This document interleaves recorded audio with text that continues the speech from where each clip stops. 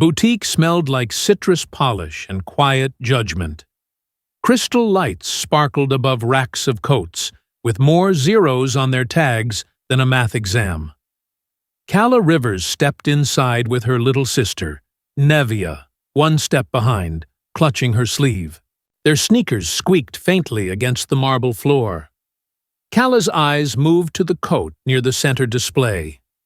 A deep emerald trench with bronze clasps. She'd seen it in a magazine last month and remembered every detail. They weren't here to buy, just to see it up close. A quiet birthday wish, maybe.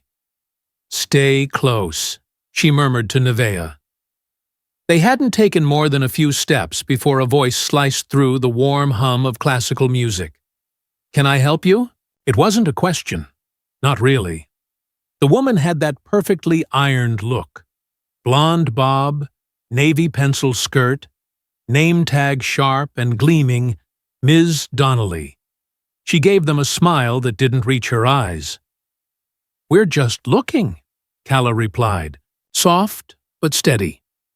Mrs. Donnelly's gaze dropped to Nevia's glitter-covered hoodie, then to Calla's braided hair and worn backpack. Her expression stiffened like wet fabric left in the cold. "Well," she said, voice lowering, "please don't touch anything unless you plan to purchase. These items are delicate and expensive." Calla nodded once. "We won't." They drifted toward the center display. Calla reached out, just hovering her fingers near the coat's sleeve, not quite touching. Behind her, the sharp click of heels approached again. "I said, don't touch," Ms. Donnelly snapped, louder this time. "If you're not buying, you'll need to leave." Other shoppers turned their heads.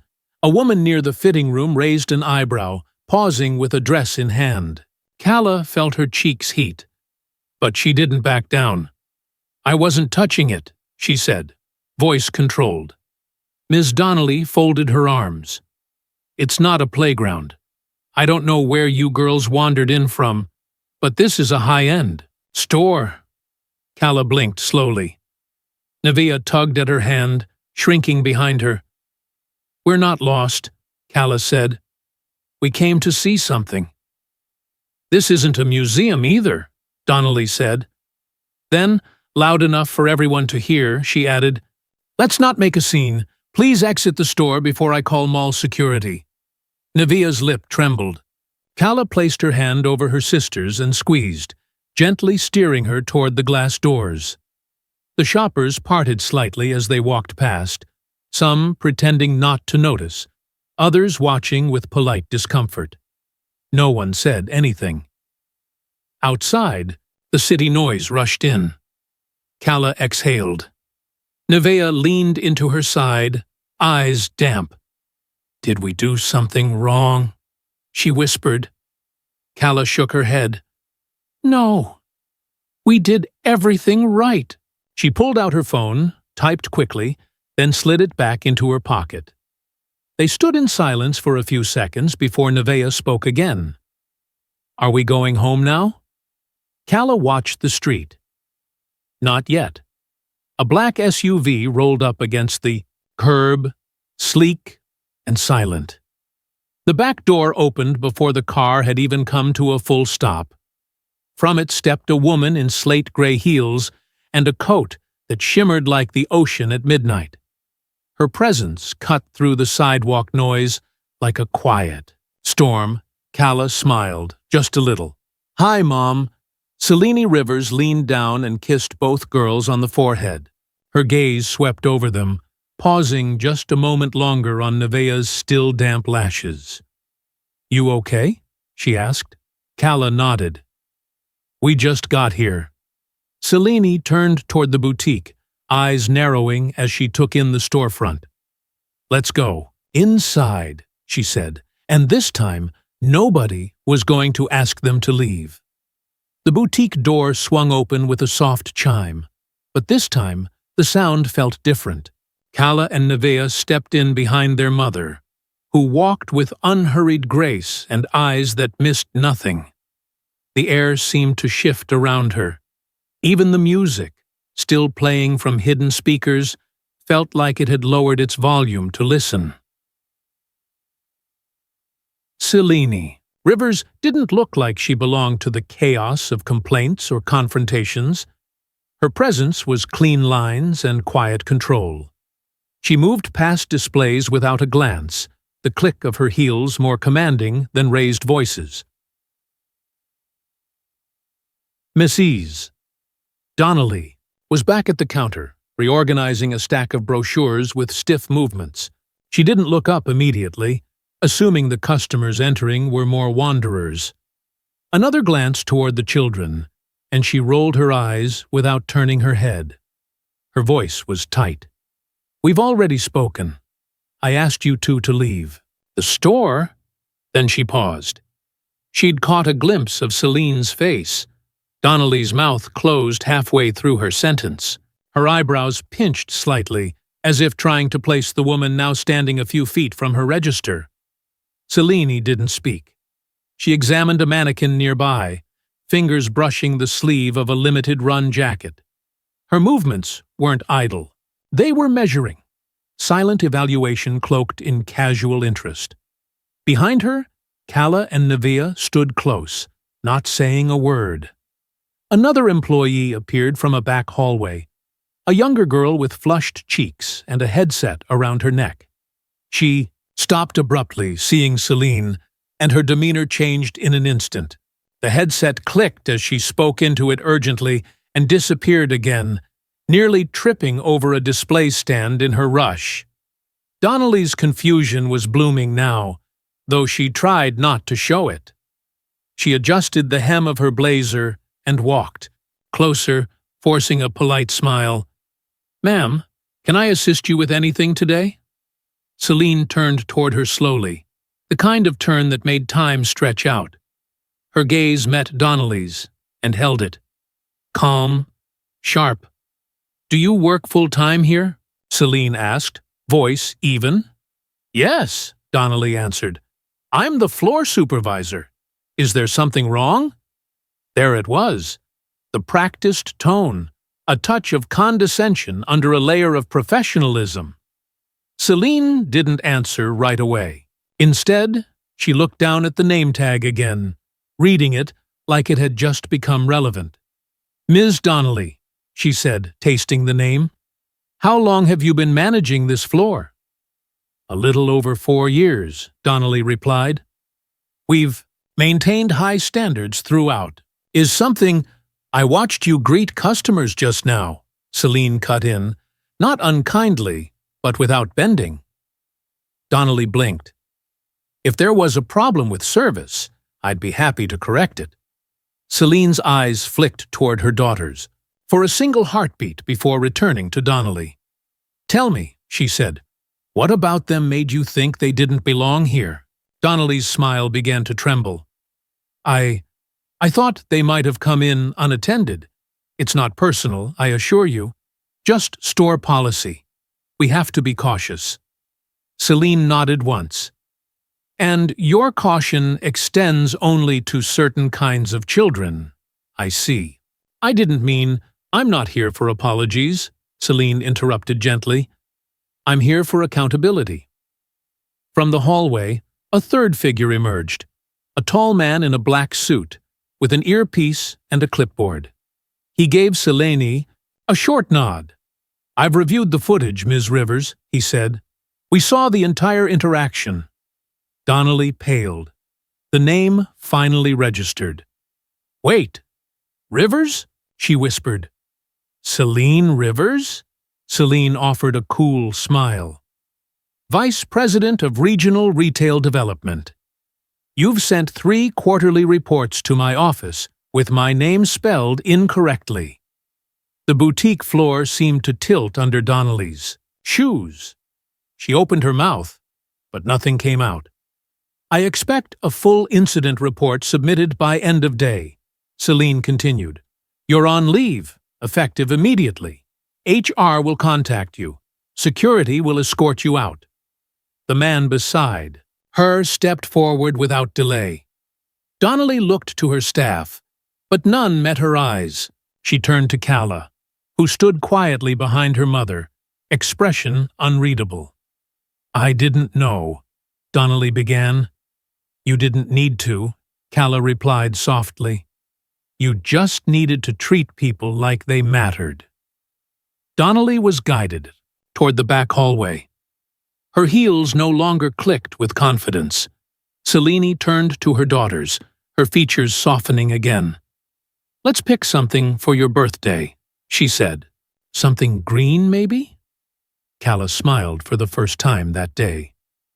Nevaeh clutched her hand again, but this time it was out of joy, not fear. They didn't need to belong.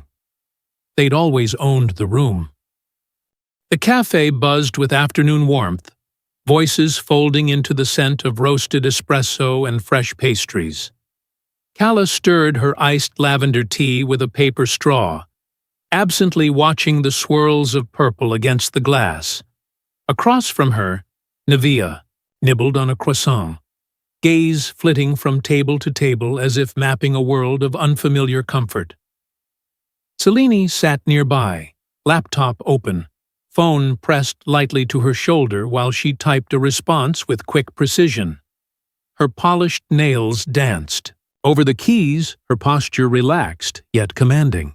Even here, surrounded by families and students, she looked like a woman who ruled boardrooms before lunch and rewrote policy before dinner. Calla kept her voice low. "Do you think she'll get fired for good?" Nevaeh didn't answer immediately. She wiped a smear of jam from her lip and shrugged. "She should. But people like her always land somewhere soft." They had talked about it the night before, long after Selene tucked them in, when the room was dark but full of new certainty. For once, Calla hadn't felt like the one waiting to prove herself. The way her mother had taken control, calmly and, without a raised voice, had reshaped something inside her. Power didn't always shout. Sometimes it whispered, and still commanded the whole room.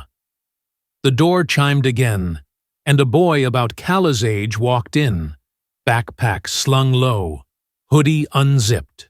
His eyes scanned the cafe quickly before landing on the table near theirs. He moved with quiet confidence, pausing only to order something at the counter before sitting 2 seats away. Calla tried not to stare. She'd seen him before. Same, school, different circles. Nico Trammell, known for winning debates and skipping dances. He always carried 3 pens in his front pocket and read philosophy books during recess. He looked over once, offered a polite nod, and pulled out a paperback. Calla blinked, unsure how to respond. Nevaeh caught the glance and grinned. "You're not slick," she whispered. "Stop," Calla muttered, trying not to laugh. Selene closed her laptop with a soft click. "Ready to go?" Calla hesitated. "Can we stay a bit longer? I have some reading to finish." Selene glanced between her daughter and the boy seated nearby. Understanding flickered in her eyes, and she smiled faintly. "Of course. I'll be back in an hour. Text if you need anything." She stood, graceful as always, and left without another word. Nevaeh stretched and yawned. "I'm going to use the restroom." Calla found herself alone with the quiet hum of music, and Nico Trammell's page turning. Her fingers itched to pull out her own book, but nerves sat heavy in her palms. Then he spoke. "You were at Barrow's boutique yesterday," he said without looking up. She turned to him, surprised. "Yeah. How'd you know?" "My cousin works there," he said, still reading. "She said some lady got escorted out after yelling at kids." Calla swallowed.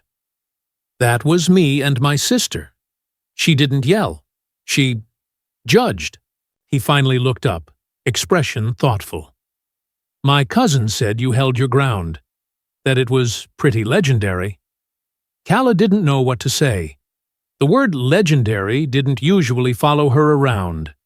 She fiddled with her straw. I didn't really do anything. My mom did. Doesn't matter, he said.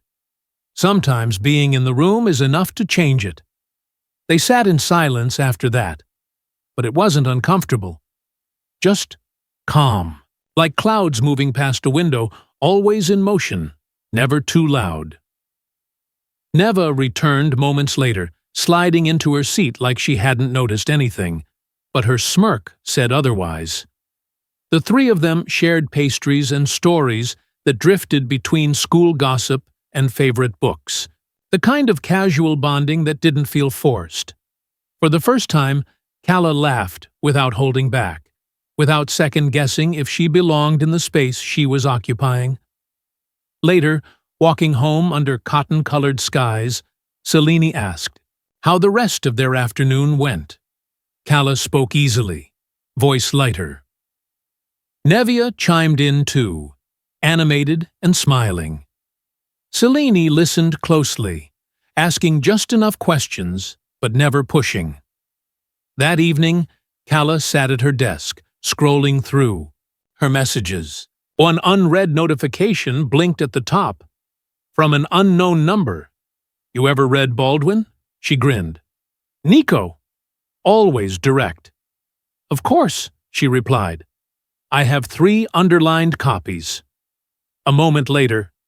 Then, maybe next time, you and... I compare quotes over peppermint tea. Calla leaned back in her chair, heart warm.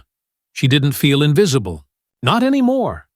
And somewhere inside her, where self-doubt used to live, something brighter had begun to grow. Not because of revenge, not because someone got suspended, but because standing tall sometimes meant showing up, head high, eyes open, refusing to shrink.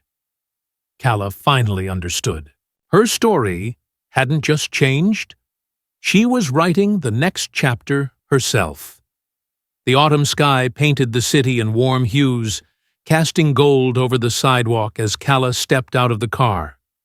She adjusted the collar of her coat and glanced at the towering glass building ahead. Inside, polished marble floors reflected the crystal lighting like still water. She had been here once before, but this time it felt different. Not intimidating, empowering. Nevia walked beside her, dressed in an emerald jumpsuit that shimmered in the light. The receptionist smiled as they entered, already recognizing them.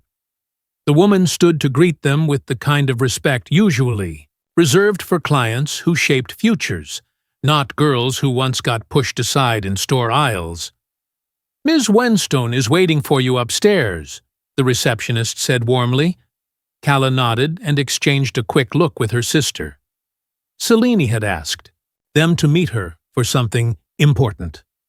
The vague invitation only added to the anticipation brewing in Calla's chest.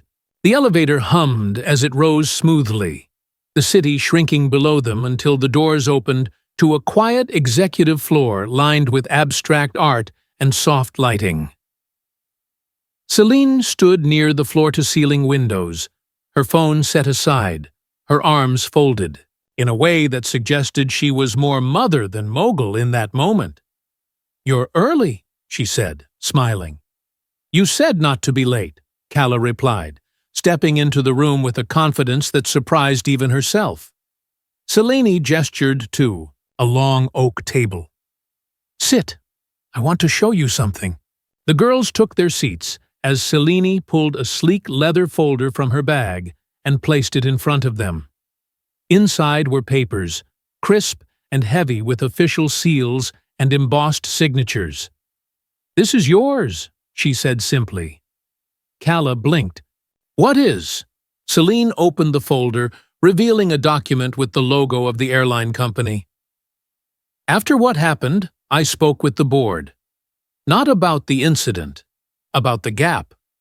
The one that allowed someone like her to feel safe discriminating. In public. That's a culture issue." Nevia leaned forward. So I created a new initiative," Selene continued, tapping the heading. The Skylight program. It ensures scholarships, mentorship, and internships for minority youth. Interested in aviation, business, and customer relations. Fully funded. You two will help lead it. Cala's mouth parted. Lead it? You inspired it, Selene said. And I don't believe in token gestures. If we're changing the future, you deserve a seat at the table. For a moment, the room held its breath. The world outside continued on, cars humming down boulevards, lives in motion. But inside, something had shifted again. Cala touched the edge of the folder, her fingers tracing the bold lines of her name at the bottom. She remembered that day at the airport, the tension in her throat, the sting behind her eyes, the shame she hadn't earned. Now it seemed like a different lifetime. Nevia beamed. Does this mean we get cool ID cards? Selene laughed. You'll get more than that. Speaking engagements, leadership training. You'll visit schools, speak to students. You'll be the face of something that matters. Cala looked out the window, her reflection soft against the glass. She didn't feel like a kid anymore. She felt capable. Later that week, news of the program broke across social platforms and local stations. Headlines praised the bold move. Interviews with Selene aired across multiple channels, but one clip stood out. Footage of Cala and Nevea speaking at their school's assembly, standing beneath the banner of the new initiative. Cala's voice didn't shake as she addressed the crowd. She spoke of choices, of silence versus action, of how dignity could be defended without raising a fist. Nevea spoke after, weaving humor into truth, balancing passion with lightness. That night, back at home, their kitchen filled with the aroma of honeyed cornbread and roasted thyme. Cala sat at the counter while Selene cooked, sleeves rolled up, flour on her cheek. Do you think she regrets what she did? Cala asked suddenly. Selene didn't turn around. People like her? They don't always feel regret, but they do feel consequence. And what if she does apologize? Then we listen, Selene said, placing a hot tray on the table. But we don't forget. Forgiveness isn't forgetting. It's moving forward with your power intact. Cala considered that as she broke the bread apart. Across the room, her phone buzzed. A message from Nico. Proud of you today. Baldwin would have been too. She smiled. Words from a boy she once saw as distant now felt like affirmation from an equal. Outside, wind tugged at the leaves, sweeping them into new patterns across the street. Change had come quietly, but thoroughly. And for the first time, Cala wasn't reacting to the world. She was shaping it. The girl who once watched others claim space now stood center stage, voice clear, presence unshakable. Not because she was given permission, but because she stopped waiting for it. Her story was no longer about a ticket torn or a moment stolen. It had become something far greater, a legacy unfolding.